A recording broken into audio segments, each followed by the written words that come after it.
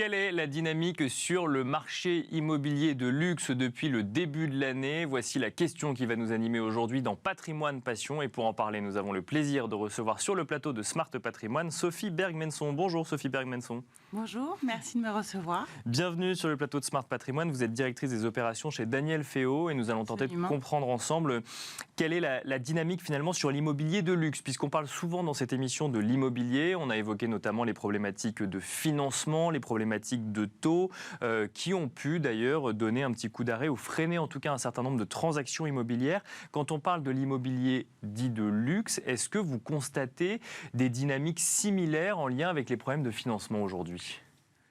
Alors, je crois qu'effectivement, la hausse des taux impacte le marché de l'immobilier. Sur le luxe, il faut faire une différence entre plusieurs segments.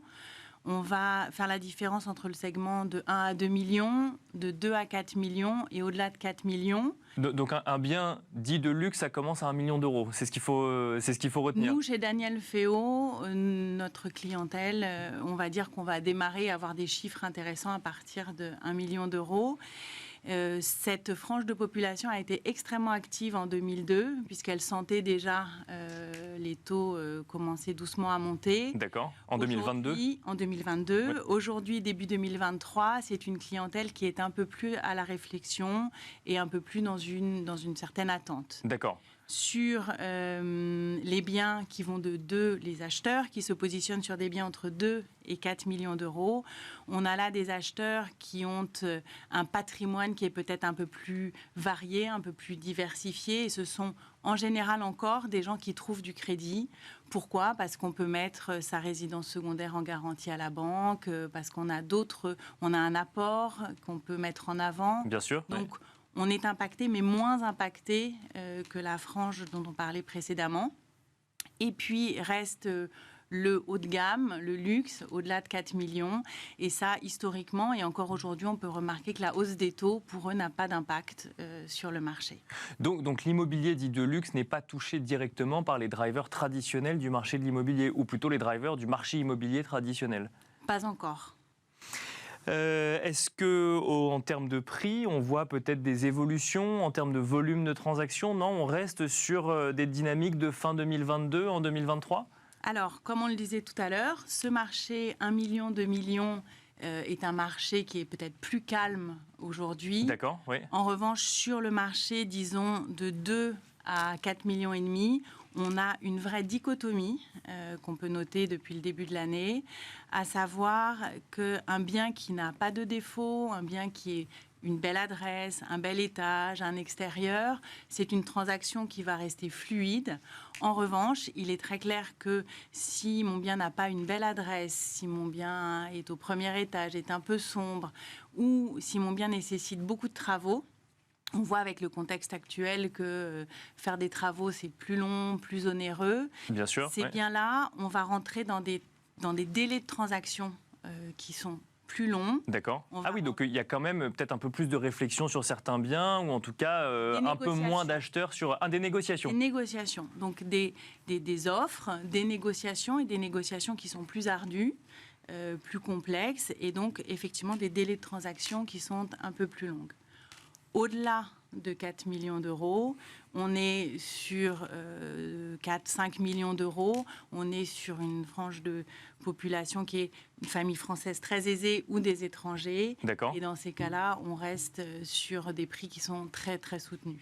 Mais alors, comment on l'explique le fait que les catégories les plus hautes, l'immobilier de luxe, quand les catégories d'appartements ou de maisons les plus hautes, l'immobilier de luxe, ne souffrent pas du tout d'accès au financement. Alors on comprend effectivement que ce sont des gens qui ont les moyens, pour autant ça n'empêche pas d'emprunter quand même à certains moments. Est-ce que c'est parce qu'il y a une pénurie d'offres et que la demande reste supérieure à l'offre ? Comment on explique que ça se maintienne alors qu'on est quand même sur des niveaux assez élevés ? Alors, aujourd'hui, le groupe Daniel Féo, Belle Demeure de France, réalise une vente sur 3 au-delà de 4 millions. D'accord. On est partenaire de Christie's International Real Estate, donc on a une clientèle étrangère très présente. On est sur de l'achat plaisir. D'accord. C'est-à-dire qu'on s'achète un petit bout de Paris, on s'achète une vue, la Tour Eiffel, la Seine.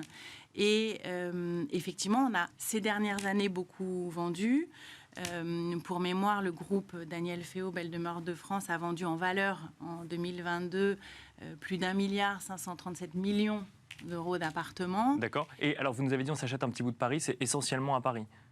Alors, nous, on est majoritairement, Bien sûr, ouais. majoritairement à Paris.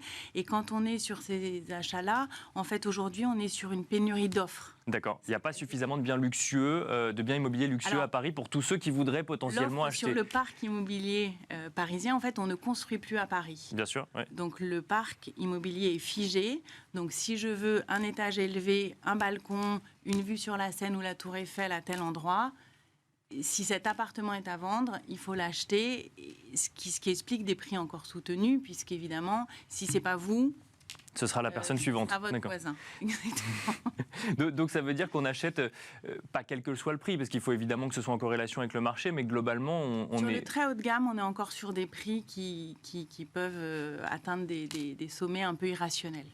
Et alors, justement, ça fait lien avec ce que vous venez de dire, mais la typologie d'acheteurs à l'heure actuelle, notamment sur l'immobilier de luxe, on est quoi, sur des personnes très aisées qui viennent de l'étranger, du coup, qui achètent un pied-à-terre à Paris. On est aussi sur une clientèle française? Absolument. Nous, Daniel Féault, Belle Demeure de France, on est une maison familiale et notre clientèle est majoritairement une clientèle familiale.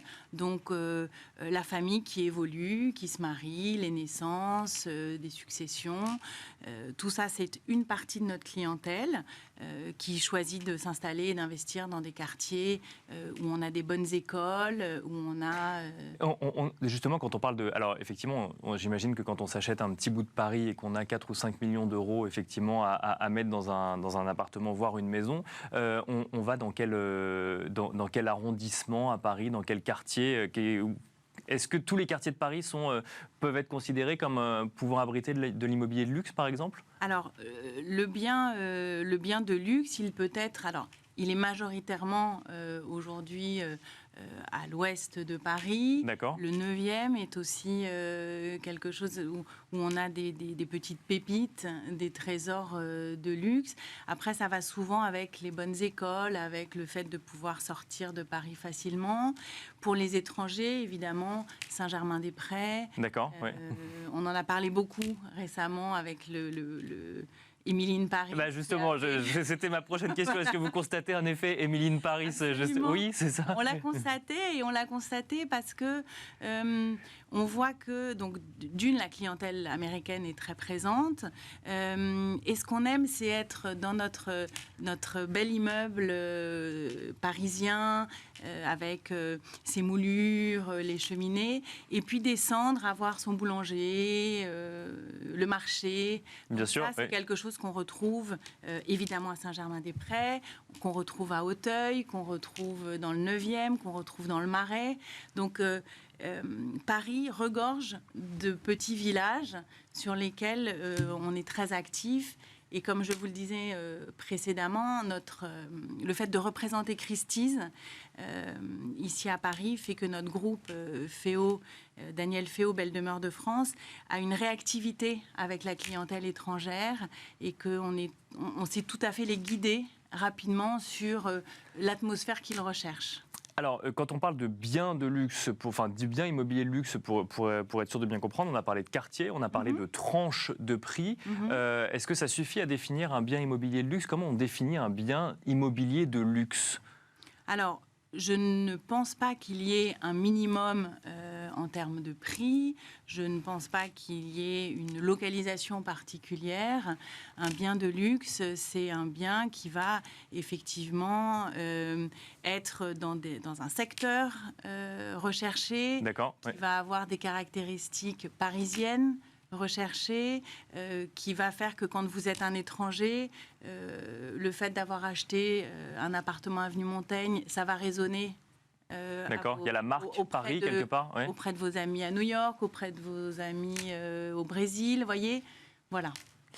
Dernière question, alors effectivement, si je comprends bien, ce que vous nous dites, c'est que l'immobilier de luxe se porte très bien sur ce début d'année. Est-ce que vous vous attendez à ce que l'année 2023 soit aussi facile, entre guillemets, ou en tout cas aussi dynamique qu'elle ne l'était en 2022 ? Alors, ce que je vous dis, c'est qu'on note quand même sur un premier segment... Sur le segment 1 à 2 millions d'euros, effectivement. 1 à 2 millions d'euros, qu'on va voir en fonction de l'évolution du marché comment cela touche le segment supérieur, 2 à 4, qu'on est très attentif à ce qui se passe, que sur le très haut de gamme, on est sur une pénurie d'offres, excusez-moi, et que pour le reste, pour l'instant, ce qu'on remarque, c'est des transactions qui sont peut-être un peu plus longues et des négociations un peu plus ardues. Donc à suivre sur cette année 2023, vous reviendrez nous en parler sur le plateau de Smart Patrimoine. Merci beaucoup Sophie Berg-Menson, merci d'être venue sur le plateau. Je rappelle que vous êtes directrice des opérations chez Daniel Féault, mais aussi Belle Demeure de France. Merci à vous et on se retrouve tout de suite dans Enjeu Patrimoine.